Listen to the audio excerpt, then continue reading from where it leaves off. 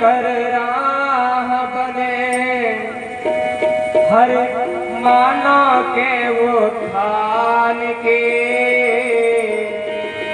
सभी भाई बहन ताली बजाते हुए गाएंगे। और आओ मिलकर सुने ध्यान से दिव्य कथा यह ज्ञान की। आओ मिलकर सुने ध्यान से दिव्य कथा यह ज्ञान की।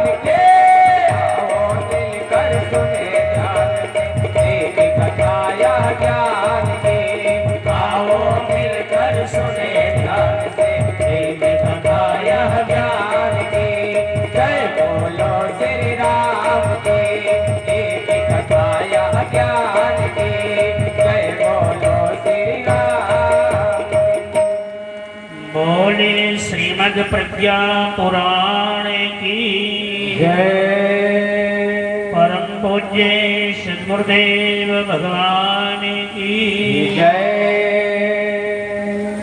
सभी भाई बहन एक बार पुनः पालथी मार के बैठ जाएं, कमर सीधी करें,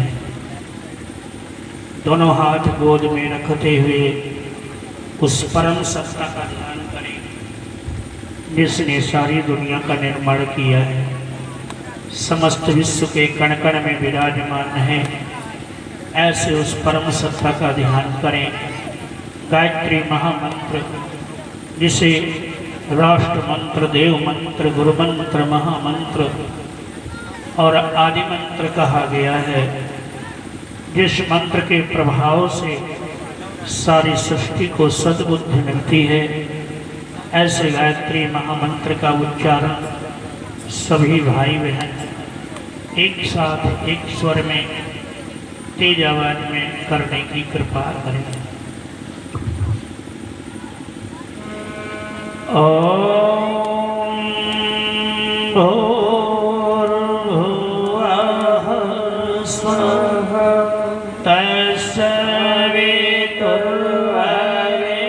तत्सवितुर्वरेण्यं भर्गो देवस्य धीमहि धियो यो नः प्रचोदयात्।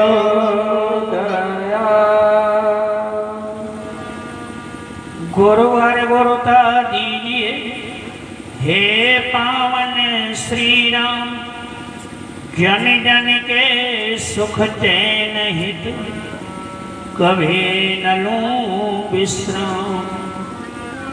सत्य सत्य नमन तुम्हें है गुरुवर, योगेश्वर त्रिपुरारी, तुम्हें जन्म दे धन्य हो गई भारत भूमि हमारी। बोलिए परम पूज्य सद्गुरुदेव भगवान की जय। परम वंदनीय माता जी की जय। शांति कुंज हरिद्वार की जय। भाइयों बहनों, इन कथाओं के श्रवण मात्र से आदमी के जीवन का उद्धार हो जाता है, लेकिन जब आदमी के मन में मैल न लगा, आदमी का मन यदि गंदला है, तो कथाएं मनुष्य के जीवन में उतरती नहीं हैं। आदमी के मन को के मैल को धोने के लिए ऋषियों ने कहा है, नारायण के भजन बिनु जो चाह पद निर्वाण, ज्ञानवंत अपि सो नर पशु बिन पूछ विषाण। यदि आदमी भगवान के भजन के बिना अपनी मुक्ति का द्वार खोलना चाहता है, तो इस संसार में बिना पूछ के पशु की भांति उसका जीवन है।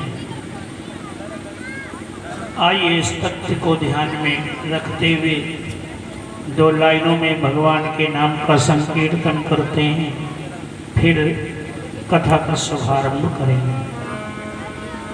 श्रीमन्नारायण नारायण हरि हरि, श्रीमन्नारायण नारायण हरि हरि, श्रीमन्नारायण नारायण हरि हरि, श्रीमन्नारायण नारायण हरि हरि, श्रीमन्नारायण नारायण हरि हरि, श्रीमन्नारायण नारायण हरि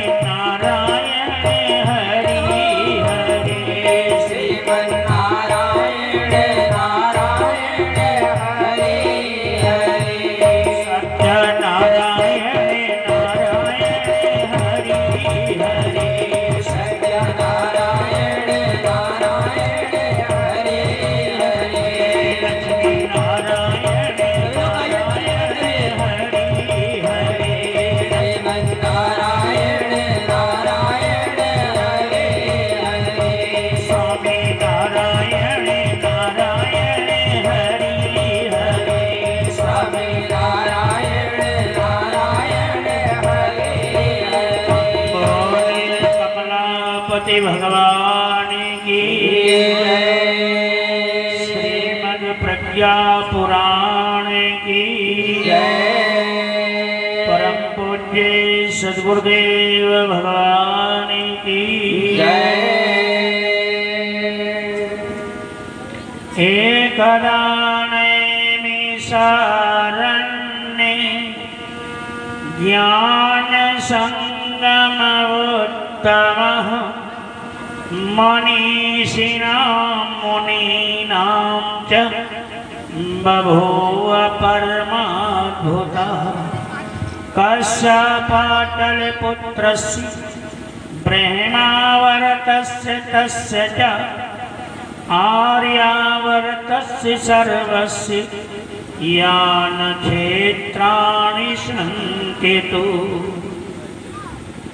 नैमिषारण्य के परिक्षेत्र में एक बार समस्त ऋषियों मनीषियों का आगमन होता है। नैमिषारण्य एक ऐसा स्थान है जहाँ पर आदमी का मनश्चक्र शांत होकर के परमात्मा की ओर प्रेरित हो जाता है।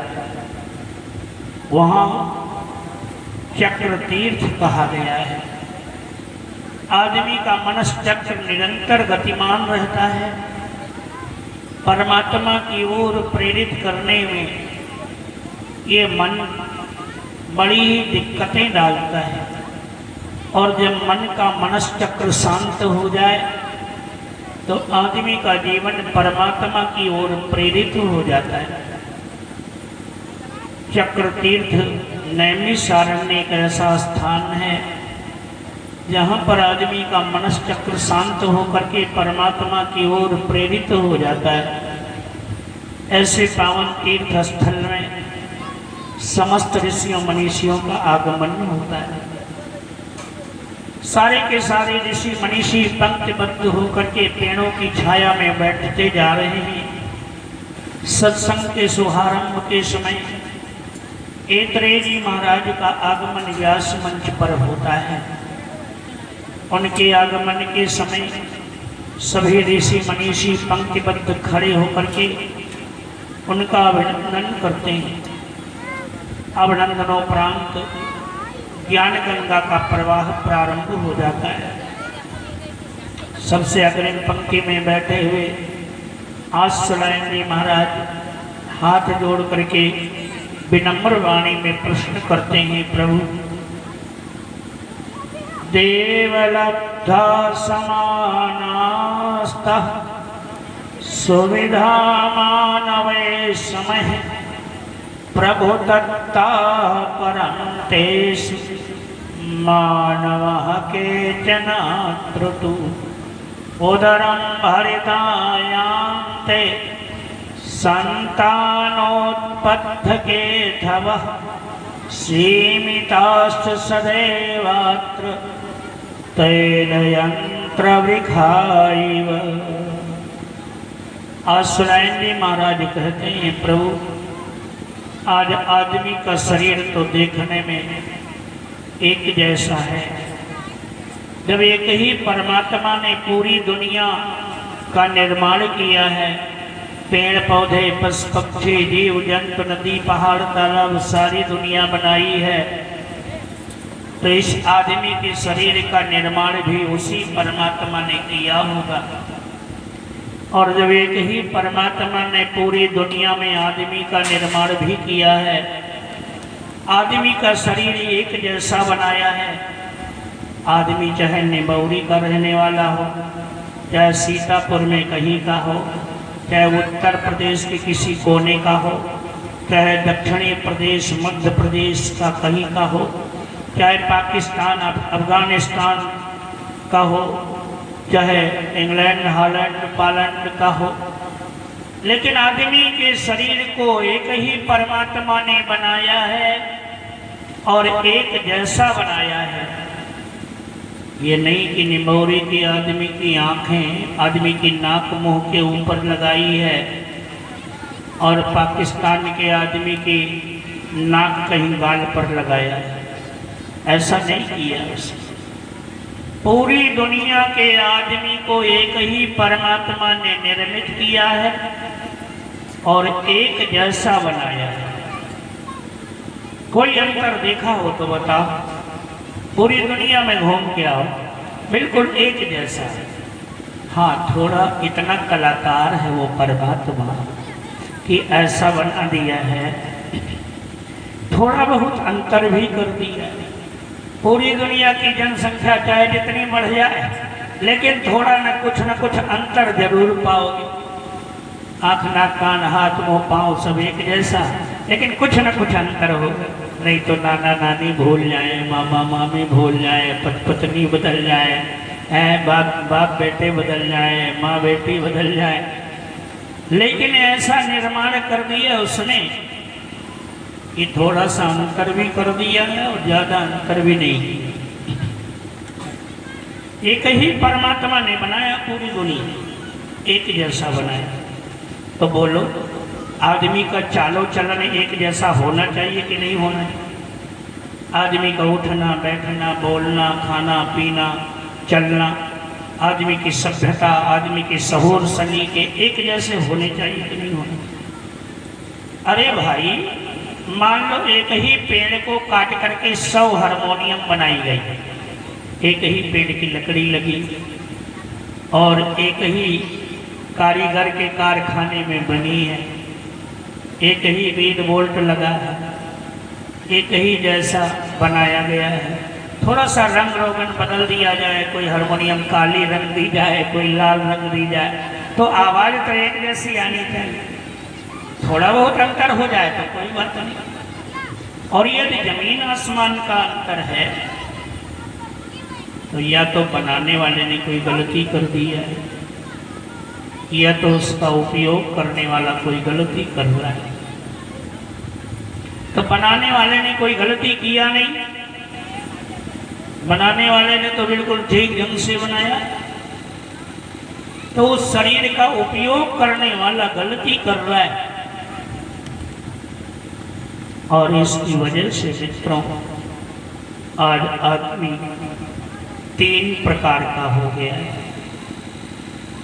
देखने में बिल्कुल आदमी जैसा, आँख नाक कान हाथ मुंह पाँव बिल्कुल आदमी जैसा, और ये आदमी 3 प्रकार के आचरण करता है। पहले प्रकार का आदमी है मित्रों, 3 प्रकार का आचरण क्यों करता है? 3 प्रकार का आचरण इसलिए करता है कि ये आदमी जब से पैदा हुआ और जब मरेगा उसके पहले एक तरफ भगवान निरंतर बैठा होता है, एक तरफ भगवान बैठा होता है और एक तरफ संसार बैठा होता है। ये आदमी परम स्वतंत्र है। आदमी जब चाहे तो भगवान की ओर चला जाए, आदमी जब चाहे तो संसार की ओर चला जाए। लेकिन हाय रे आदमी, ये आदमी रात दिन दौड़ लगाया करता है, लेकिन परमात्मा की ओर न जा करके संसार की ओर दौड़ लगाना प्रारंभ कर देता है। दौड़ लगाते लगाते लगाते लगाते लगाते लगाते पूरी जिंदगी निकल जाती है, और जिस लिए इसका जन्म हुआ था वो काम शुरू नहीं कर पाता है। भगवान के निकट आदमी को जाने की फुर्सत नहीं मिलती है।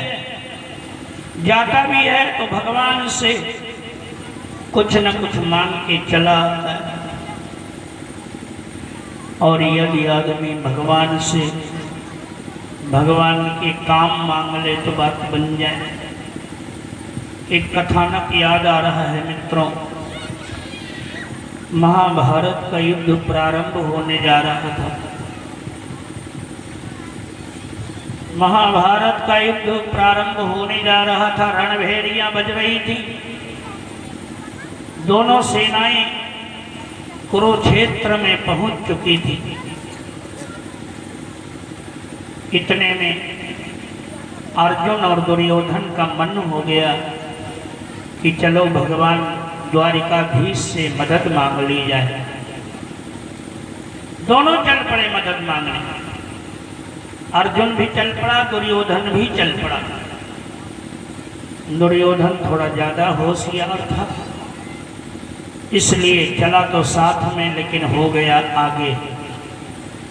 बगिया में ये बच्चे जब आम उठाने जाते हैं तो घर से तो साथ में जाते हैं, लेकिन जो ज़्यादा होशियार बच्चे होते हैं वो बगिया निकट आते आते आगे हो जाते हैं, और जो बड़ा बड़ा आम होता है वही उठाते हैं। मित्रों, ऐसे ही दुर्योधन आगे हो गया, पहुंचा। भगवान दीन बंधु दीनानाथ करुणा निधान प्रभु क्या नहीं जानने वाले। सोचा दुर्योधन आ रहा है, जल्दी से सेनागार में पीतांबर ओढ़ कर सो गए। दुर्योधन पहुंचा। दुर्योधन ने देखा भगवान सो रहे हैं। आज लोगों के अंदर बड़ी विडंबनाएं हैं। दुर्योधन ने भी वही सोचा। उसने सोचा कि सोते समय भगवान को प्रणाम क्यों करूं। आज बहुत लोग कहते कि सोते हुए आदमी को प्रणाम नहीं करना चाहिए। क्यों नहीं करना चाहिए भैया? अरे यदि तुम उसके अंदर बैठे हुए भगवान को प्रणाम कर रहे हो तो आदमी चाहे सो रहा हो चाहे जाग रहा हो, परमात्मा उसके अंदर विराजमान है, प्रणाम करो।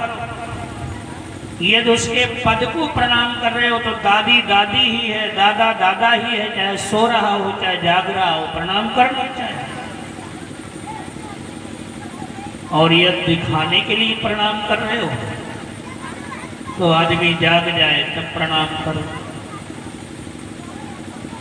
दुर्योधन को चाहिए कि पहले प्रणाम कर लेता, क्योंकि हमारे यहाँ ये रामचरितमानस साक्षी है। राम जी महाराज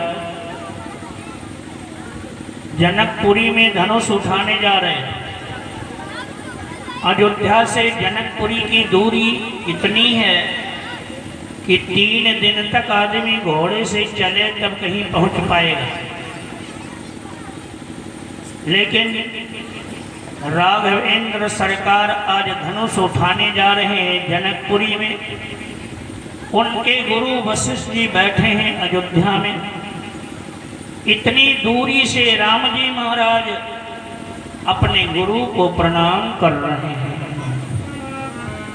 गुरु ही प्रणाम मन ही मन की,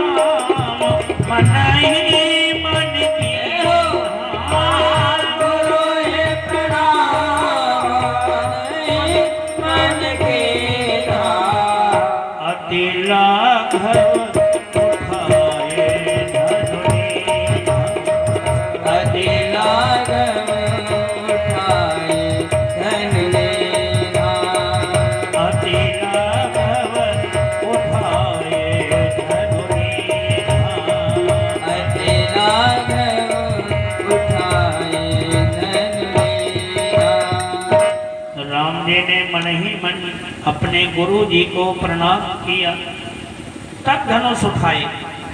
दुर्योधन को चाहिए था कि भगवान सो रहे थे तो भी पहले भगवान को प्रणाम कर लेता, लेकिन हाय रे दुर्योधन, उसकी बुद्धि इतनी भ्रष्ट थी कि प्रणाम भी नहीं किया। और जबकि गुरु जी कहा करते थे, बेटे तुम चाहे जितने करोड़पति आदमी हो, यदि किसी के यहाँ कुछ मांगने गए हो तो मांगने का ढंग आना चाहिए। नहीं, मैं बहुत बड़ा करोड़पति आदमी हूँ, अकेले यज्ञ करवा सकता हूँ और यज्ञ के लिए चंदा मांगने जा रहा हूँ तो मैं उपकार करने तब नहीं मिलेगा। तुम यज्ञ के लिए मांगने जाओ चाहे अपने के लिए मांगने जाओ, मांगने गए हो तो मांगने जैसी बुद्धि होनी चाहिए। दुर्योधन मांगने गया था और दुर्योधन को झुक करके पहले भगवान को प्रणाम करना चाहिए, लेकिन प्रणाम भी नहीं किया और बैठना चाहिए चरणों की ओर, बैठ गया सिरहाने की ओर। अर्जुन बाद में पहुंचा। अर्जुन ने देखा भगवान सो रहे हैं। सोचा कि सोते समय भगवान के चरणों पर हाथ रखकर प्रणाम करूंगा तो नींद में बाधा आ जाएगी। चरणों पर हाथ रखकर प्रणाम नहीं किया, लेकिन चरणों की ओर झुक करके साष्टांग प्रणाम करता है अर्जुन। और चरणों की ओर जमीन पर बैठकर भगवान के नेत्रों को निहारने लगता है। दीन बंधु दीनानाथ करुणा निधान प्रभु, क्या नहीं जानने वाले। धीरे से आंखें खोली, देखा अर्जुन बैठा है। भगवान मुस्कुराए, कहा लगता है अर्जुन बड़ी देर से बैठे हो। दुर्योधन ने कहा पहले मैं आया हूं। भगवान ने निगाहें घुमाकर देखी, कहा अर्जुन आए तो तुम हो पहले, दुर्योधन आए तो तुम हो पहले, लेकिन पहले मैंने अर्जुन को देखा है, इसलिए अधिकार अर्जुन का है। अर्जुन आने का कारण कहो। अर्जुन ने कहा नहीं प्रभु, दुर्योधन बड़ी देर से बैठा है, मैं तो अभी अभी आया हूं। पहले आप दुर्योधन की बात सुने, फिर मैं अपनी बात कहूंगा। भगवान ने कहा नहीं अर्जुन, पहले तुम बताओ। अर्जुन ने कहा क्यों? भगवान ने कहा यदि तुम पहले नहीं बताओगे तो हमारा संकल्प बेकार हो जाएगा। कहा भगवान तुम्हारा कौन सा संकल्प है? कहा अर्जुन मेरा संकल्प है सन्मुख होई जीव मोहि जब, सन्मुख होई जीव मोहि जब, सन्मुख होई जीव मोहि जब, सन्मुख होई जीव मोहि जब, सन्मुख होई जीव मोहि जब, सन्मुख होई जीव मोहि जब, जनमी कोटि नाश तब, जन्म कोटि अगे नासहु तब, जनमी कोटि नाश तब, जन्म कोटि अगे नासहु तब। हे अर्जुन हमारा संकल्प है कि जो मेरे सन्मुख आ जाता है मैं उसके करोड़ों जन्मों के पाप नष्ट कर देता हूं। इसलिए पहले मैंने तुमको देखा है, तुम मेरे सन्मुख दिखाई पड़ गए। अर्जुन बताओ क्यों आए हो? अर्जुन ने कहा प्रभु आप नहीं मानते हो तो हम दोनों तरफ से बताए दे रहे हैं। हमारा और दुर्योधन का युद्ध होने जा रहा है, हम दोनों लड़ने जा रहे हैं प्रभु, और हम दोनों मदद मांगने आए हैं। आप हम दोनों की मदद करो। भगवान द्वारिकाधीश मुस्कुराए, कहा अर्जुन बहुत अच्छा किया, तुमने पहले बता दिया। ले जाओ मेरी 18 अक्षणी नारायणी सेना, एक से एक सैनिक युद्ध में पारंगत है, तुम्हें विजयी बनाएंगे। जैसे सेना की बात भगवान ने कहा, अर्जुन कांप गया। अर्जुन का पूरा शरीर रोमांचित हो गया। अर्जुन की आंखों में आंसू आ गए। कांपते हुए उसने कहा, प्रभु मैं क्या सोच के आया था, आपने क्या कह दिया? भगवान ने कहा, अर्जुन क्या सोच के आए थे? कहा, प्रभु मैंने सोचा था आप मेरे साथ चलोगे। भगवान कहते हैं, अर्जुन पागल हो गए हो, मैं अकेला भरा क्या करूंगा? 100 भाई कौरव हैं, 100 भाइयों की अलग अलग सेनाएं हैं। गुरु द्रोणाचार्य, कृपाचार्य, अश्वत्थामा जैसे महारथी योद्धा हैं और कर्ण की विशाल सेना है। अर्जुन मैं अकेला क्या करूंगा? सेना की जरूरत है, अर्जुन ले जाओ सेना। अर्जुन ने कहा, प्रभु मुझे सेना की कोई जरूरत नहीं है, आप मेरे साथ चलो। कहा, अर्जुन सोच लो, मैं लड़ाई नहीं लड़ूंगा। कहा, प्रभु बिल्कुल लड़ाई नहीं लड़ना। कहा, मैं तीर तलवार नहीं चलाऊंगा। कहा, प्रभु बिल्कुल तीर तलवार नहीं चलाना। कहा, केवल बैठा रहूंगा अर्जुन। कहा, प्रभु बिल्कुल बैठे रहना। भगवान ने ज्यों ही ये शर्तें बताई, दुर्योधन मुस्कुराने लगा, सोचने लगा कि ये ग्वाले के साथ रह करके इसकी बुद्धि चौपट हो गई। लेकिन अर्जुन माना नहीं। भगवान कृष्ण ने कहा, अर्जुन ठीक है, एवमस्तु। दुर्योधन की ओर मुंह घुमाया। दुर्योधन ने कहा, दुर्योधन की ओर इशारा किया भगवान ने, तुम बता। दुर्योधन ठट्ठा मार के हंस पड़ा। उसने कहा, अर्जुन ने आपको मांग ही लिया है तो सेना आप मुझे दे दो। मित्रों, आगे आगे अर्जुन और कृष्ण भगवान आ रहे थे। रास्ते में गांधारी मिल गई। पीछे से दुर्योधन सेना लेके चला। गांधारी मिल गई। अर्जुन ने गांधारी के चरणों में प्रणाम किया। गांधारी ने कहा, बेटा विजयी भव।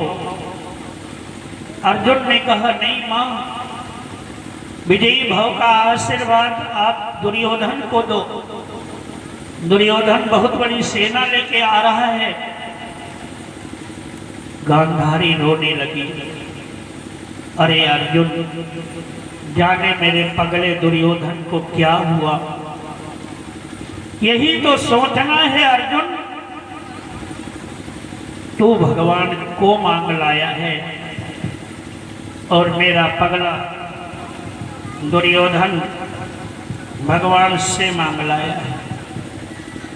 तू भगवान को मांग लाया है, मेरा पगला दुर्योधन भगवान से मांग लाया है। मित्रों, आज सारी दुनिया भगवान से मांगती है, लेकिन भगवान को कोई नहीं मांगता। भगवान को कोई नहीं मांगता।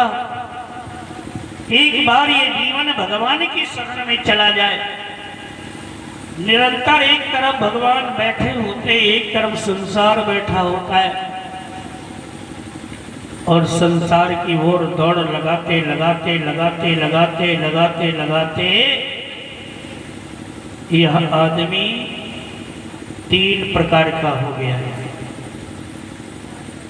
आंख, नाक, कान, मुंह, हाथ, पांव तो एक जैसा देखोगे। जाति से कोई मतलब नहीं है। जातियां तो हम लोगों ने बना लिया है। यहाँ जातियां भगवान ने नहीं बनाई है। शरीर एक जैसा है, एक ही भगवान ने बनाया है, एक ही जैसा जन्म हुआ है, लेकिन आदमी के काम 3 प्रकार के हैं। पहले प्रकार का आदमी है, देखने में तो आदमी जैसा, लेकिन काम जानवर जैसे करता है। आप कहोगे भैया ये जानवर जैसे कैसे काम करता है? आदमी और जानवर जैसे, हाँ जानवर जैसे काम करता है। तेली के कोल्हों की बैल की भांत रात दिन चक्कर काटते काटते काटते काटते काटते काटते काटते काटते पूरा जीवन निकल जाता है, और जिस लिए आया था वो काम शुरू नहीं कर पाता है। एक बार एक गांव में 5-6 गंजेड़ी बैठे थे, गांजा पीने वाले। गंजेड़ियों की आदत होती है जब तक खूब नशा न हो जाए तब तक वो स्थान नहीं छोड़ेंगे। गांजा पीते पीते 10 बज गए रात के, उजाली रात थी। गंजेड़ियों ने कहा भाई चलो चला जाए। तो रात हो गई थी, उजाली रात थी। गांव के बाहर एक नदी बहती थी, नदी में नाव लगती थी। एक गंजेड़ी ने कहा भैया हमारा मन है कि चलो नदी में नाव की सैर किया जाए।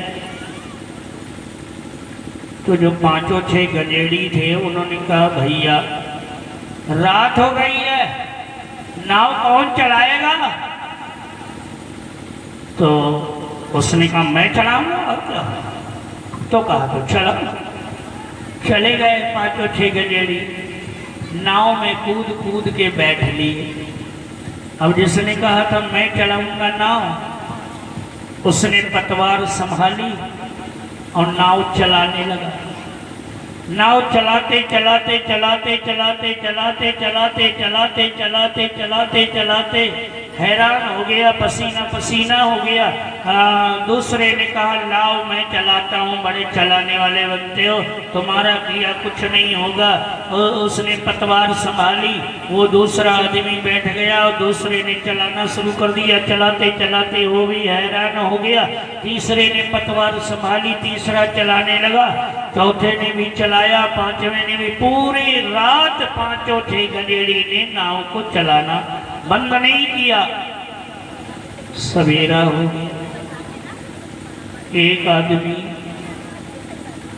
कुदाल कंधे पर लिए जा रहा। अब 5-6 गंजेड़ी बहुत परेशान, नाव किनारा नहीं छोड़ रही। इस किनारे से उस किनारे की ओर पहुंचना तो अलग बात, जा ही नहीं रही है। तो उस किसान ने हाथ हिलाया, भैया भैया तुम जिस नाव को पूरी रात से चला रहे हो उसको तो अभी तुमने खूंटे से खोला नहीं, वो इस किनारे से उस किनारे कैसे जाएंगे? 5-6 गंजेड़ियों ने देखा, करे राम राम, नाव तो खूंटे से बंधी है। मित्रों यही हाल हमारा सबका है। हम लोग हांफते दौड़ते पसीना पसीना होते हुए पूरी जिंदगी बिता देते हैं, और जिस लिए आए थे वो काम शुरू नहीं कर पाते। पशु की भांति आदमी, अरे बड़े बड़े संत महात्माओं के मुंह से मैंने सुना, बड़े बड़े संत महात्मा कहते भैया हमको दुनिया से कोई मतलब नहीं, हमको अपने राम से राम, अपने काम से काम। अच्छा, और कपड़ा फट जाए तब, भूख लग जाए तब, बीमारी आ जाए तब, बोलो दुनिया से मतलब है कि नहीं? मित्रों सावधान, ये आदमी का जीवन परावलंबी है। चाहे जितने बड़े बाबा हो जाओ, चाहे जितने बड़े इंजीनियर हो जाओ, चाहे जितने बड़े वकील हो जाओ, चाहे जितने बड़े डॉक्टर हो जाओ, चाहे जितने बड़े धनपति हो जाओ, लेकिन दूसरे के मदद के बिना ये जीवन 1 सेकंड नहीं चल सकता। दूसरे के मदद के बिना ऐसे दुनिया भी कह दे कि हमको भी तुमसे कोई मतलब नहीं है, तो बोलो, 1 मिनट का जीवन नहीं चल पाएगा। और जिन्होंने दुनिया से मतलब रखा है उन्हीं की आरती उतारी गई। अभी मैं वहाँ जहाँ मेरा आवास है, जहाँ हम लोग रहते हैं, तो आज उनके यहाँ मेहमान आए थे। परसों बोले साफ सूफ कई कई बाहर झाड़ के और कुच्चा गिलास गिलास और पत्तल सब फूंक फाँक के साफ किए। आज कुछ भी जने आए तो सब बिखरा पड़ा है और घर भर जुटी हैं सवेरे बाहर ही। क्या मतलब है? आदमी का जीवन यदि परमार्थ परायण है तो मना नहीं कर पाएगा आदमी। नहीं तो आज तो बढ़िया उपाय रहा है, कहते थे भैया हमारे यहाँ बाबा लोग रुके हैं और का बताइए जगह नहीं है, कहूँ अलग देखे। लेकिन नहीं, सामाजिक व्यक्तित्व होगा तो आदमी अपने आप को रोक नहीं पाएगा। मैं आपको बताऊं, एक क्या कहते हैं, एक बहुत बड़े आदमी थे, बहुत बड़े आदमी थे और उनके यहाँ एक उत्सव हुआ करता था। बहुत अमीर आदमी, साल भर में एक उत्सव हुआ करता था। अब उत्सव में बहुत बड़ा उत्सव होता था, कहीं बाहर जाकर के मनाते थे। जैसे यहाँ का आदमी प्रयाग चला जाए, वाराणसी चला जाए, तो बहुत दूर जाकर करते थे, उनकी आदत थी। तो धीरे धीरे उनकी सारी जमीन बिक गई और उन्हीं के साथ पढ़ा हुआ एक था सेठ, उसने सब खरीद ली। गिरई हो गई, बिक गई, थोड़ी बहुत जमीन बची, लेकिन उनकी आदत नहीं गई, आदत नहीं गई। तो अब वही उत्सव 1 साल के बाद फिर मना। पूरी एसी बोगी बुक करा दिया गया, जितने एसी अपार्टमेंट थे सब बुक हो गए और सारे सैनिकों के लिए, सारे लोगों के लिए कपड़ा सिलने लगे दर्जी, एक ही जैसे कपड़े, व्यवस्था शुरू हो गई। अब जब जाना हुआ तो स्टेशन पर ट्रेन रुकी, रुकना था 2 मिनट, रुकी 1 घंटे रुकी, सारे लोग बैठ रहे हैं और वो सेठ भी जा रहा था वही कहीं घूमने, कोई जरूरत रही होगी, तो उसने जनरल का टिकट लिया, बैठा था प्लेटफार्म की बेंच पर। तो तब तक अंदर से पूछने लगा, भैया ये लोग कौन है, कहाँ जा रहे हैं? तो लोगों ने बताया कि उनका उत्सव है, अब जा रहे हैं लोग, इसीलिए आज ट्रेन थोड़ा ज़्यादा देर तक रुकेगी। तो सेठ जी ने जा करके पूछा कि भाई वो कहाँ है? तो लोगों ने बताया कि वो फला नंबर बोगी में फला केबिन में है। गया वो सेठ गया तो उसने कहा, मित्र तुम्हारी आदत नहीं जाएगी, बताओ तुम्हारा सब बिक गया है, सब गिनई हो गया है, मैंने ही खरीदा, अब बताओ इतनी क्या जरूरत? अरे भाई कोई कार्यक्रम करना था तो जनरल डिब्बे में बैठ लेते, अपने नात रिश्तेदारों के लिए इजाज़त करते तो टिकट खरीद देते, चले ना। अब ये बताओ इतना सब खर्च करने की क्या जरूरत? तो उसने कहा, मित्र तुम नहीं जान पाओगे। तो उसने कहा, क्या नहीं जान पाऊंगा? हाँ मित्र तुम नहीं जान पाओगे। कहा बेकार की बात मत करो, बताओ क्या नहीं जान पाऊंगा? कहा ये सब तुम्हारे बस की बात नहीं है जानना। कहा नहीं बताओ तो उसने ताली बजाई ऐसे 2 बार और 2 जवान आ गए राइफल टांगे हुए। कहा इस आदमी को फेंक दो नीचे। अब उस सेठ जी को दोनों नौजवानों ने पकड़ा, उठा के फेंक दिया अब नाक वाक सब छिल गई, कोहनी छिल गई, कपड़े फट गए। रोते हुए गए, अभी बताऊंगा। गए वहाँ आरपीएफ वालों के और कहा साहब प्रणाम। कहा प्रणाम, क्या बात? अरे कहा सब वो एक आदमी है और उसने मुझको ऐसे ऐसे किया। दरोगा जी ने कहा कौन है वो, चलो देखता हूँ। अब गए तो दूर से सेठ जी ने बताया कि उस डिब्बे में, उस केबिन में बैठा है। दरोगा जी ने कहा पागल कहीं का, वो थप्पड़ मारूंगा कि समझ में नालायक। जानते हो कौन बैठे हैं? दरोगा जी लौट गए। वो आदमी गया और बेड पर ऐसे हाथ रख के बैठ गया। तो फिर उसने ताली बजाई और दो नौजवान आ गए।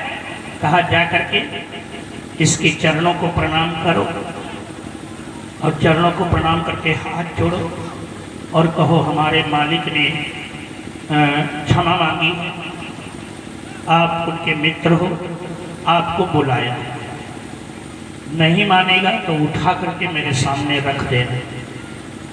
अब गए, उन्होंने पांव पकड़ा, चरण स्पर्श किया, हाथ जोड़ा। देखो हमारे मालिक ने बड़ी क्षमा मांगी है, बड़ी गलती हो गई, क्षमा कर दो और आपको सादर बुलाया है, आप चलिए हमारे साथ। वो वहाँ आपसे क्षमा मांगना चाहते हैं। उसने कहा मैं तो नहीं जाऊँगा। बस दोनों नौजवानों ने एक एक बाह पकड़ी, उठाया और लाके उसके सामने रख दिया। वो मित्र उठा, चरणों को प्रणाम किया। कहा सेठ जी मैं कहता था तुम जान नहीं पाओगे। क्या मतलब है? जिसकी जो आदत होती है, परमार्थ प्राणता की आदत होगी आदमी की, तो उसको आप मिटा नहीं पाओगे। चाहे ध्वजा उड़ जाए, चाहे एक एक कतरा बिक जाए शरीर का, लेकिन वो परमार्थवादिता बंद नहीं कर सकता है। ध्यान रखना। और जिन्होंने दुनिया के लिए सोचा है उन्हीं की आरती उतारी गई है। जिन्होंने दुनिया के लिए काम किया है उन्हीं की जय जयकार हुई है। काम तो सारी दुनिया करती है, माया तो सारी दुनिया बटोरती है, पैसा तो सारी दुनिया खर्च करती है, लेकिन मित्रों पैसा खर्च करने का अलग अलग तरीका है। तो यदि पैसा खर्च करना समाज के हित में आ जाए तो दुनिया आपके फोटो की आरती उतारने लग जाए। आज नर पशु की भांति आदमी जीवन जी रहा है। 7वीं क्लास में मैं पढ़ता था, नवभारती नाम की मेरी पुस्तक थी। उसमें मैथिली शरण जी ने कविता लिखी थी। उसकी 2 लाइनें मुझे बड़ी अच्छी लगती हैं, आज भी मुझे याद है।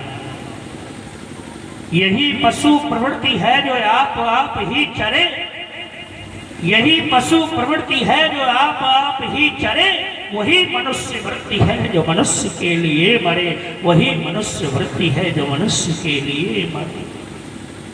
हमारे ऋषियों ने भी कहा है, वे मानव नर पशु कहलाते जो अपना स्वार्थ जताते। वे मानव नर पशु कहलाते जो अपना स्वार्थ जताते हैं।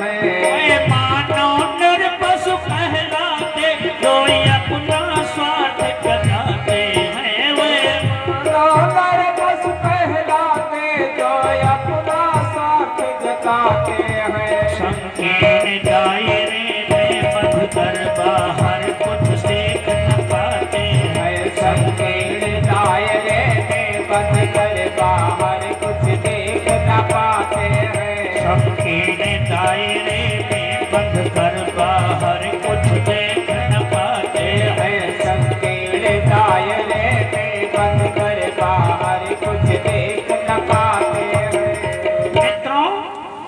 ये आदमी सारी दुनिया का जिम्मेदार है।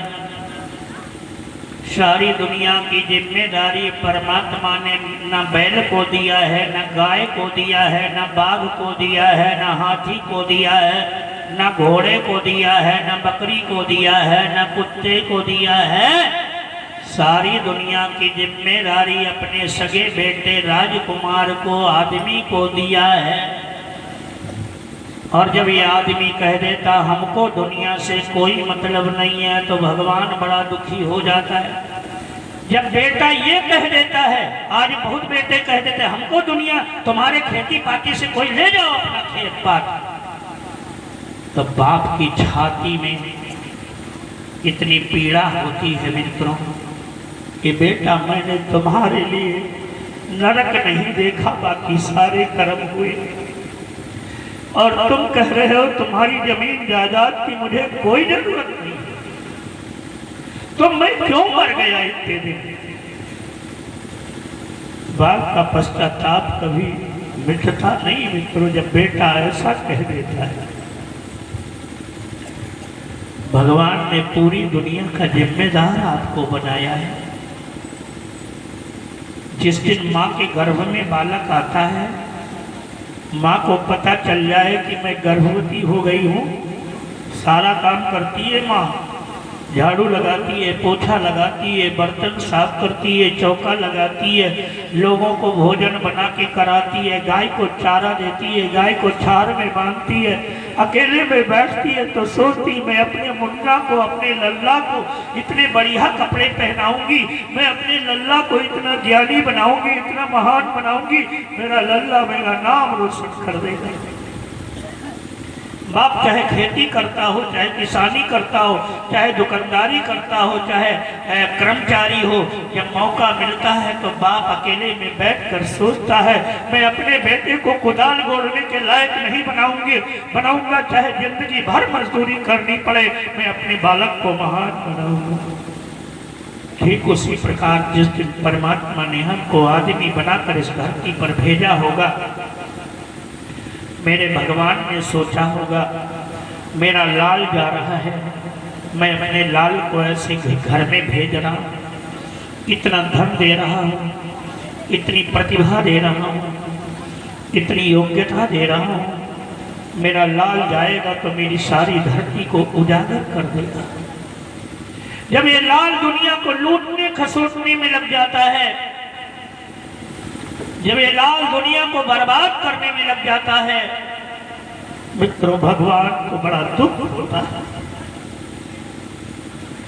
आज ये आदमी जब पशुता की भाव से जीवन जीता है तो भगवान को बड़ा कष्ट होता है। दूसरे प्रकार का आदमी है, देखने में तो आदमी जैसा, आज 33% इस धरती पर नर पशु है। दूसरे प्रकार का आदमी है, देखने में तो आदमी जैसा, लेकिन काम राक्षस जैसे करता है। आप कहोगे आदमी ही राक्षस? हाँ, आदमी ही राक्षस जैसे काम करता है। कैसे? अरे अब तो राक्षसी भक्ति भी शुरू हो गई। मैं आपको बताऊं, दुर्गा माता संगठन और सरकार की माता है। दुर्गा माता देवताओं की माता है, लेकिन आज नवरात्रि में दुर्गा पूजा तो होती है, लेकिन दुर्गा पूजा में जो नौजवानों की मंडली बनाई जाती है, दुर्गा पूजा समिति, उसमें शाम को सब शराब पी लेते हैं। हमारी एक बहनोई है, मेरी बहन नहीं थी, बुआ की लड़की को बहन मान करके शादी वादी की। बहनोई है, बाराबंकी जिले में मौलाबाद एक गांव है, रोड के किनारे। उन्होंने हमसे कहा भैया, मेरे बहनोई ने कहा भैया मेरे यहाँ दुर्गा पूजा है, तो एक दिन प्रवचन कर दो। मैंने कहा कर दूंगा। तो कहा कि उसमें क्या क्या लगेगा? हमने कहा कुछ नहीं लगेगा। हमने कहा माइक आप बंधाओगे? कहा हाँ माइक तो बनवाता हूँ। हमने कहा टेंट? तो कहा टेंट तो लगता ही है। तो हमने कहा पूजा? कहा पूजा तो पंडित कराए। तो हमने कहा तब उसमें कुछ नहीं लगना, चले आएंगे, हो जाए। कहा नहीं बता दो। तो हमने कहा कि और कौन कौन कार्यक्रम है? कहा एक दिन जागरण होगा, एक दिन जवाबी कीर्तन है, और एक दिन ऑर्केस्ट्रा है, और एक दिन गांव के लोग कीर्तन गाएंगे, एक दिन सीडी चलेगी, एक दिन आपका प्रवचन होगा। तो मैंने उनसे कहा भैया और लोगों का पर्चा बनवा लिया है? कहा हाँ। तो हमने कहा तो उनका पर्चा भेज देना, मैं उन्हीं का पर्चा देख के अपना भी पर्चा बना दूंगा, मेरे समझ में ना आवे कौन सा पर्चा बना। तो एक आदमी बड़े सवेरे मोटरसाइकिल से पहुंच गया, भैया वो भेजा है पर्चा बना दो। मैंने कहा और पर्चे लाए? तो कहा। अब पर्चा निकाला तो पहले वो जवाबी वालों का पर्चा नहीं, वो क्या नाम, जागरण वालों का पर्चा मेरे हाथ में आया। तो उसमें कितनी, किस कंपनी की कितनी बीड़ी, किस कंपनी की कितनी सिगरेट, किस कंपनी के कितने पाउच पुकार, किस कंपनी का ये, और नीचे कुछ लिखा था तो मैं समझ नहीं पाया। तो मैंने कहा भैया ये क्या है? तो उसने बताया, वो जो पर्चा ले उसने कहा भैया जागरण वालों का पर्चा है, पूरी रात जागना रहता है तो बिना कुछ खाए पिए जाग नहीं पाए। अब बताओ, दुर्गा मैया ने केवल इसीलिए उस राक्षस को मार डाला था कि वो शराब पीता रहा होगा, मांस खाता रहा होगा, व्यभिचार करता रहा होगा। आज तो घर घर में ऐसी वृत्तियां हो गई, झूठा ही लेना, झूठा ही देना, झूठा ही भोजन, झूठ चबेना, चारों तरफ हाहाकार मच गया। सिगरेट पीना सिखाने वाला, शराब पीना सिखाने वाला कोई विद्यालय नहीं भारत देश में, और ये आदमी इतनी जल्दी सिखा देता है, मैं आपको क्या बताऊं। बड़ा सुंदर लिखा है गोस्वामी जी ने, परय काज लगी तन पर हरही, हिम हिमो पल कृषि काज लगे तन पर हरहि, हिम हिमो पल कृषि गल गिरहि। परय काज लगी तन पर हरहि, हिम हिमो पल कृषि गल गिरहि। परय काज लगे तन पर हरहि, हिम हिमो पल कृषि गल गिरहि। परय काज लगी तन पर हरहि, हिम हिमो पल कृषि गल गिरहि। परय काज लगे तन पर हरहि, हिम हिमो पल कृषि गल गिरहि। जैसे ऊपर से ओले बरसते हैं, ज्यादा देर तक जिंदा नहीं रहते। खेत की ओर जाओ तो 15 मिनट में गल करके पानी हो जाते हैं, लेकिन खेत की मेड़ पर बैठकर देखो तो न रोना आएगा न हंसना आएगा। लगता है इनकी बरसात पूरी खेती को मिटाने के लिए हुई। 6 महीने की पूरी मेहनत बर्बाद चली गई। ठीक उसी प्रकार 65% आज का आदमी है, दूसरे को बिगाड़ने में, दूसरे को बर्बाद करने में पूरी ताकत लगा देता है। आदमी का जीवन आज ऐसे ही, पूरा का पूरा जीवन। और गोस्वामी जी ने कहा है कि सुनहु असंतन केर सुभाऊ, भूले संगत करिय नकाऊ। भूल से इनका साथ नहीं करना, लेकिन इन्हीं के साथ ही बढ़ते जा रहे हैं। शराबी शराबी एक साथ बैठेगा, गजेड़ी गजेड़ी एक साथ बैठेगा, पुकार खाने वाला एक साथ बैठेगा, लेकिन साधु के साथ कोई नहीं बैठेगा, क्योंकि जीवन नीरस है। आज जिंदगी आदमी की देख ली, असुरता आदमी के जीवन में घर घर आ गई।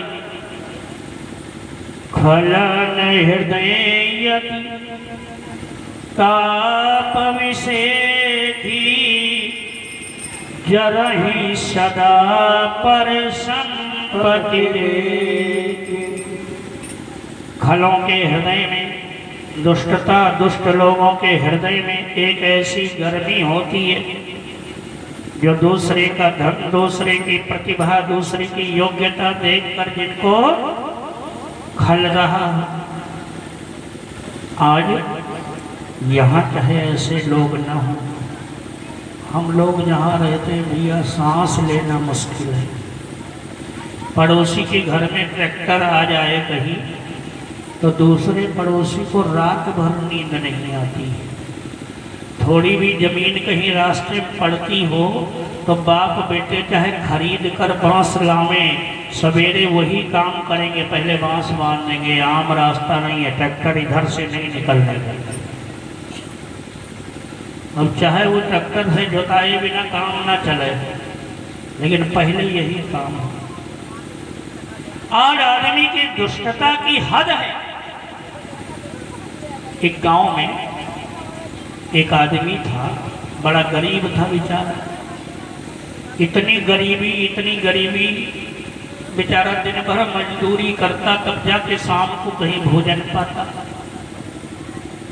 उसके एक मित्र थे, वो बड़े अमीर आदमी थे, लेकिन मित्र की गरीबी मित्र नहीं मिटा पाया। सहयोग कर देगा थोड़ा बहुत। तो एक दिन ऐसा हुआ, वो गरीब आदमी जा रहा था, उधर से उसके मित्र आ रहे थे। कहा भैया जय राम भैया, अरे आपका कष्ट तो क्या बताएं। तो उसने कहा भैया क्या बताएं, गरीबी भगवान ने दिया है तो झेलना तो पड़ेगा ही। कहा भैया एक उपाय मेरी समझ में आता है, करके देखो। तो उसने कहा बताओ।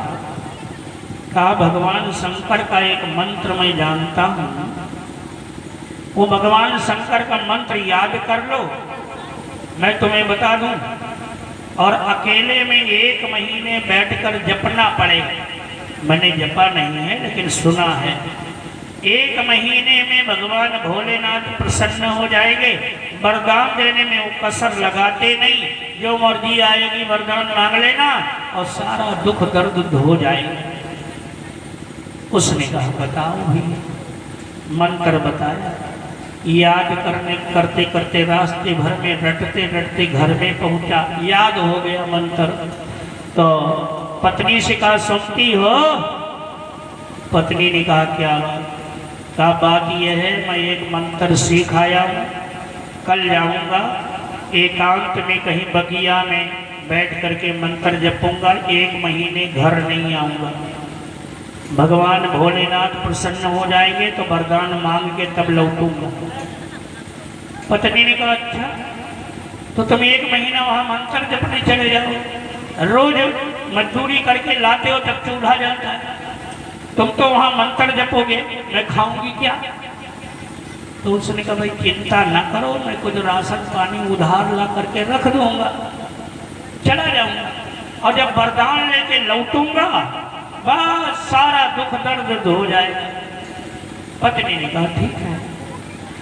अब इन बहनों को कोई आदमी ये कह दे 1 महीने के लिए जा रहा हूं वहां यज्ञ है, तब ये सहधर्मणी होंगे तब तो कोई बात नहीं तो हमारे एक मित्र हैं वहाँ बस्ती के, तो बेचारे वो सर्विस करते थे गंगा विभाग में, गायत्री परिवार से जुड़े थे। तो शाम को आवे तो शाम को चले जाए कार्यक्रम में, दीप यज्ञ में कहीं।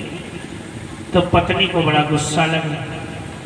एक दिन पत्नी ने योजना बनाई कि अब इनको कोई काम बता देंगे, तो जब उसको पता चल जाए आज ये काम कहीं कार्यक्रम में जाना चाहते हैं तो वो पहले ही मिट्टी के तेल का कहीं पिपिया खाली करके रख दे, जाओ मिट्टी तेल ले आओ तब जाओ, ये सब्जी ले आओ, आज सब्जी नहीं है, ये कोई ना कोई काम बता।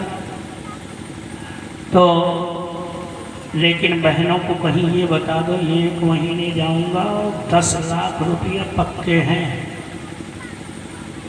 तो फिर तुम्हारा कौन कपड़ा ले जाओगे, क्या क्या ले जाओगे, तुम्हारा झोला भी तैयार हो जाएगा, तुम्हारे लिए पूरी सब्जी बन जाएगी सारी। और जब उसने बता दिया वरदान लेके आऊँगा, तो सारी व्यवस्था हो गई। सवेरे तैयार होके चला गया। 1 महीने विकट तपस्या की। भगवान शंकर आए, कहा बेटा मांग ले जो कुछ मांगना है, मैं बहुत प्रसन्न हूँ। अब आदमी सोचने लगा कि क्या मांगूं, ऐसा कुछ मांगूं कि रोज रोज पूजा करना ना पड़े। तो अपना दिमाग लगाया उसने। अब जब आदमी अपना बहुत दिमाग लगाता है तो भगवान भी अपना दिमाग लगाता है। उस आदमी ने कहा भगवान दे नहीं पाओगे। तो क्या नहीं दे पाऊंगा? मांगो। तुम क्या मांगोगे? कहा भगवान को शंका है। कहा कोई शंका मत करो, जो मांगना हो मांग लो। तो कहा अच्छा, तो भगवान आप हमें ऐसा वरदान दे दें कि आज से जो हमारा मन हो वही हो जाए। उसने सोचा यार रोज रोज पूजा पाठ का झंझट छोड़ो, आज से जो मन होगा कर लेंगे। भगवान शंकर भी हैं तो भयंकर भी हैं, ध्यान रखना। भगवान भोले भी हैं तो भाले भी हैं। भगवान पहले तो भोला बन के आते हैं, अब जब आदमी अपनी चतुराई दिखाता है तो भगवान फिर भाला बन जाता है। भगवान भाला बन गए, आदमी जान नहीं पाया, आदमी के सोचने का ढंग बदल दिया। भगवान शंकर सोचने का ढंग बदल गया। भगवान शंकर ने कहा देखो हो तो जाएगा तुम्हारे मन का, लेकिन एक शर्त है। कहा क्या शर्त है? कहा शर्त यह है कि पड़ोसी को 2 गुना हो जाए। उसने कहा भगवान हमसे पड़ोसी से कोई लेना देना नहीं, हमारी तो बहुत दिनों से लड़ाई चल रही है, बोलचाल तक नहीं है, हमसे पड़ोसी से क्या लेना देना, हमको होगा कि नहीं होगा? अरे तुमको तो हो जाएगा, लेकिन सोच लो पड़ोसी को 2 गुना हो जाएगा। उसने कहा भगवान मैंने कह दिया पड़ोसी से हमसे कोई मतलब नहीं। तो कहा सोच लो पड़ोसी को 2 गुना हो जाएगा। कहा प्रभु मैंने कह दिया हमसे कोई मतलब नहीं। कहा तो जा ये मस्त चला आया। अब कहीं ऐसा वरदान मिल जाए तो आदमी का सिर तो झुकता नहीं। अब हम लोगों को कहीं ऐसा वरदान भगवान दे दे तो हम तो जहाँ जाए कथा कहने वहाँ यही भगवान से कहें हे भगवान गांव के सारे लोग कथा सुनने आ जाए। हम लेकिन भगवान हमको ऐसा वरदान देते ही नहीं। अब वरदान दिया भगवान ने, अब उस आदमी को अहंकार हो गया, जो मर्जी आएगा कर लेंगे। सीना तान के चल पड़ा। झोपड़ी बहुत पुरानी थी, फूस उड़ गया था, पंजर रखा था। सीना तान के जा रहा था, खोपड़ी झुकी नहीं, बांस बड़ा नीचा था, सामने का लग गया खोपड़ी में, खोपड़ी फट गई, खून बहने लगा। उसने देखा, गुस्से में लाल लाल आंखें करके कहा हे भगवान हमारा मन है कि एक शानदार महल बन जाए। बन गए महल, शानदार बढ़िया संगमरमर की फर्श लगी हुई, बेल बूटे बने हुए, बढ़िया प्लास्टर, सुंदर रंग रोगन बढ़िया सुंदर, झाड़ फानों से लगी हुई मैट बढ़िया सुंदर पड़ी हुई, मखमली गद्दे पड़े हुए। लेट गया, सो गया, जागा तो उसने सोचा लाओ छत पर चढ़ के देखो रेलिंग बढ़िया बनी है कि नहीं बनी। छत पर चढ़ा तो अपनी रेलिंग बाद में दिखाई पड़ी, पड़ोसी के 2 महल। छटपटा के नीचे उतरा, बच गया नहीं तो गिर जाता। हाय भगवान तुमने तो मेरे साथ बड़ा विश्वासघात किया। भगवान की कृपा भी विश्वासघात दिखाई देने लगी। ऐसे हम लोगों को भी कभी कभी हो जाता है। हम पर तो भगवान ने कृपा करता है और हमको विश्वासघात दिखाई पड़ता है, लेकिन करता क्या बेचारा, थोड़े दिन के बाद रहने की आदत आ गई, रहने लगा। बहनों के अंदर एक भावना होती है, मकान आप चाहे 5 मंजिल का बनवा दो, अगर इनके लिए अब यहाँ चाहे ना हो, इनके लिए अगर गहनों की व्यवस्था नहीं किया तो जाने भगवान। एक दिन बहन जी ने डांट लगाई, कहा ये 5 मंजिल का मकान बनवा दिया, बहुत बड़े आदमी बनते हो, इसको लेके चाटूंगी, मेहमानी में जाती हूँ पाँव में एक पायल तक नहीं, बदनामी होती है। तो उसने कहा तो इतना काहे कर रही हो, इतने छोटे से काम के लिए? उसने कहा ये भगवान भोलेनाथ जितने भी गहने होते हैं उस सब मेरी पत्नी के शरीर में हो गए,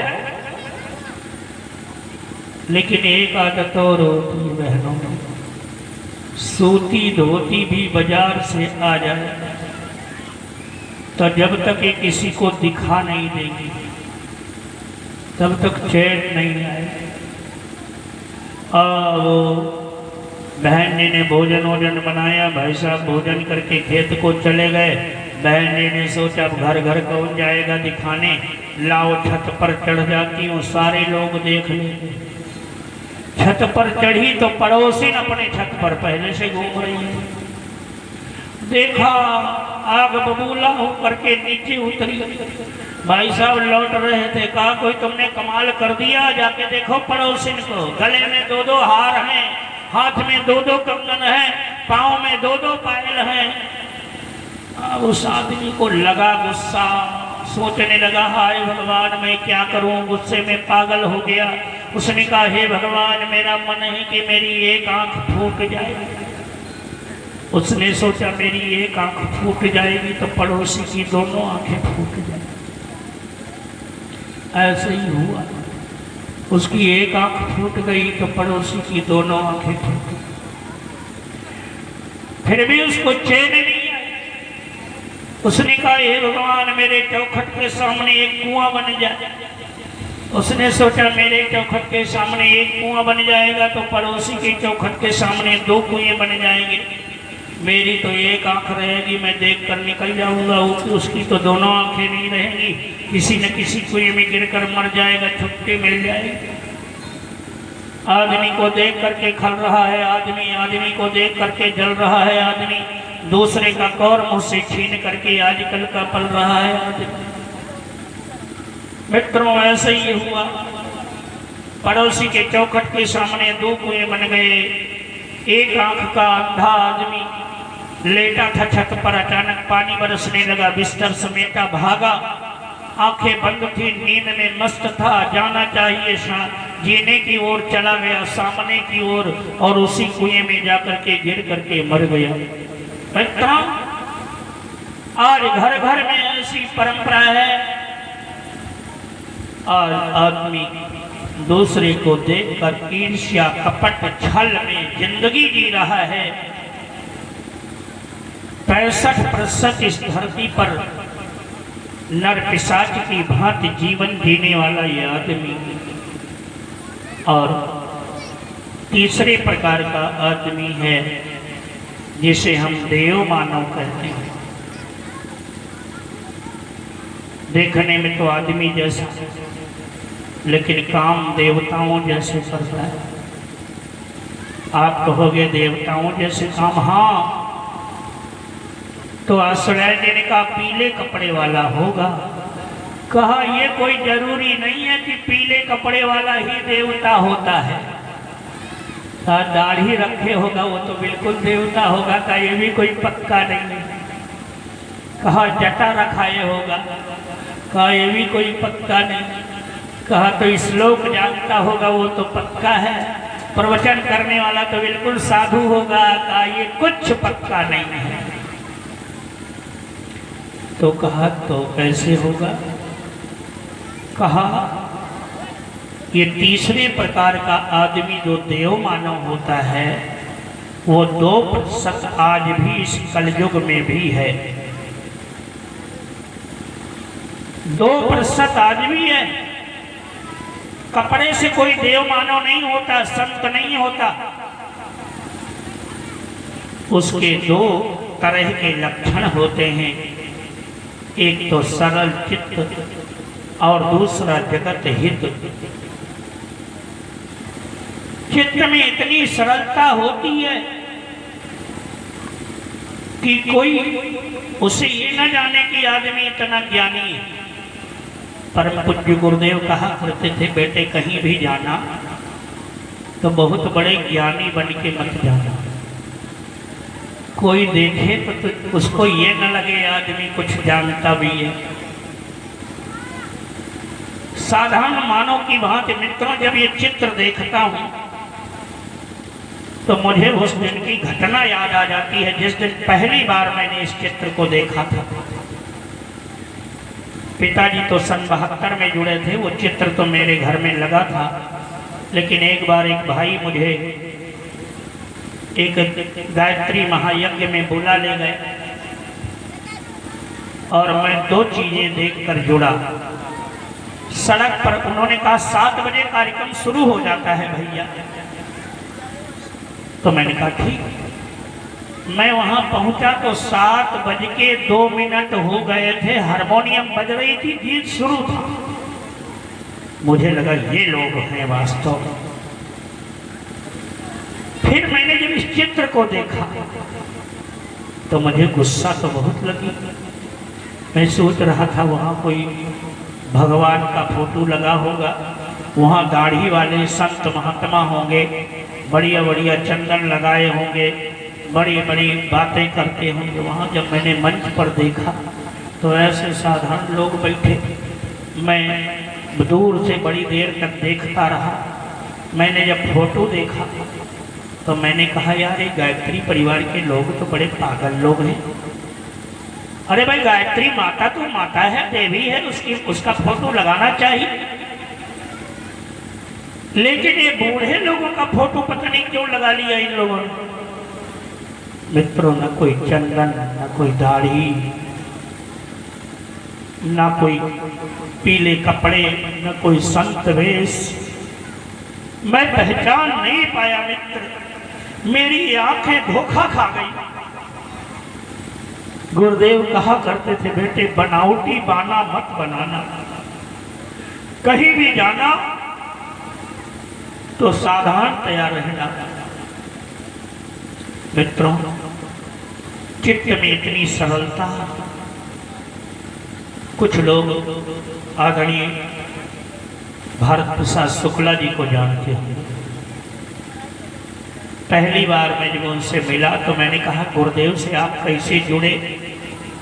उन्होंने कहा अखंड ज्योति पत्रिका पढ़ा तो मुझे लगा ये कोई बड़ा महान संत होगा जिसने ये लिखा है। तो मैंने लोगों से पूछा कि ये कहाँ मिलेंगे, तो कहा कि हरिद्वार में मिलेंगे। 73 में तब शुरुआत किया था गुरुदेव ने 72 में शांति कुंज बनाना, वो 73 की घटना है। तो शुक्ला जी ने कहा मैं गया, मैंने सोचा कोई बहुत बड़ा महात्मा होगा। और मैं वहां पहुंचा तो एक दरी बिछी थी 3 सेट के नीचे, गुरुजी बैठे थे, सब लोग बैठे थे, ऐसे हाल चाल कर रहे थे सबका। मैं भी पहुंच गया तो जैसे गुरुजी ने हमको देखा, आ गए तुम भारत? अच्छा ठीक है, जाके देखो माता जी ने भोजन बनाया है, भोजन कर लो बेटा, नहा धो करके भोजन कर लो, शाम को मिलते हैं। तो शुक्ला जी ने कहा यार मैंने सोचा ये तो कोई जानकार आदमी रहा होगा जिसने मेरा नाम कह दिया। और मैं गया नहीं, बैठ गया तो गुरुजी सबसे हाल चाल कर रहे थे, बेटा और क्या हाल है, पत्नी की तबीयत ठीक रहती कि नहीं रहती, बिटिया की शादी हो गई कि नहीं हो गई, अच्छा वो बताओ बेटे की नौकरी लगी कि नहीं लगी। तो ऐसे सबसे पूछ रहे थे। थोड़ी देर के बाद गुरुजी उठ के चले गए। तो शुक्ला जी ने कहा, मैंने पूछा कि भैया यहाँ गुरुजी कै बजे मिलते हैं? तो लोगों ने कहा गुरुजी अभी तो बैठे थे, अभी भी तो गए। तो शुक्ला जी ने कहा यार मुझे लगा कि मैं तो बड़ी खराब जगह आ गया, ये कोई गुरु है ना जो सबका हाल चाल पूछे, कोई ज्ञान की बात नहीं, कोई दाढ़ी नहीं, कोई जटा नहीं, कोई चंदन नहीं, कोई कीमती कपड़े नहीं, ऐसे खादी का कुर्ता सादी धोती। शुक्ला जी ने कहा मुझे बड़ा पश्चाताप लगा। और जब मैं शाम को प्रवचन में बैठा तो शुक्ला जी ने कहा कि मेरा जीवन निहाल हो गया भैया, और तब से मैं इनका गुलाम हूं। मित्रों, कपड़े से कोई संत नहीं होता, जीवन संतति हो, जीवन में संत के लक्षण हो, जगत हित की भावना हो, सरल चित्त हो तो बात बनती है। और चित्त में सरलता देखकर लोग आदमी से जुड़ते हैं। दूसरा जगत हित के लक्षण, जगत हित के लक्षण होने चाहिए।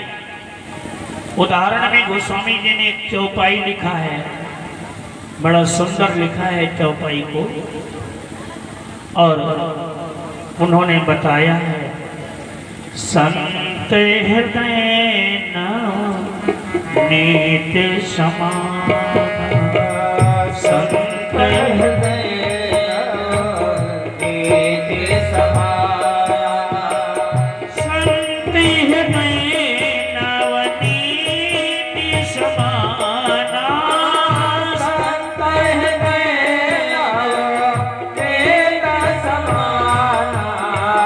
कहा कवि ने पर कही न जाना, कहा कबीर पर कहे ना जाना, कहा कवि न पर कही न जाना।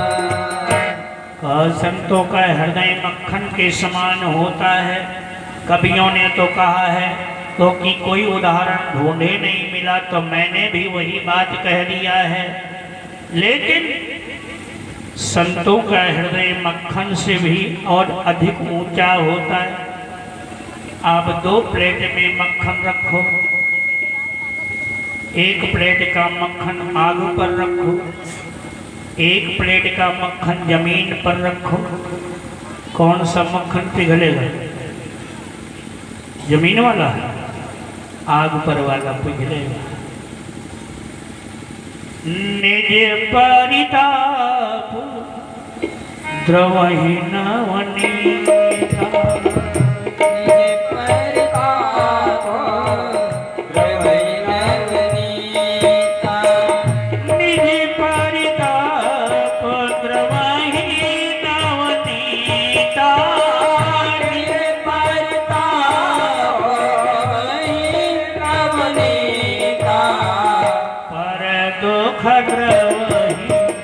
संत सो पुनीता, पर दुख गवाही संत सो पुनीता, पर दुख गवाही संत सो पुनीता, पर दुख गवाही संत सो पुनीता।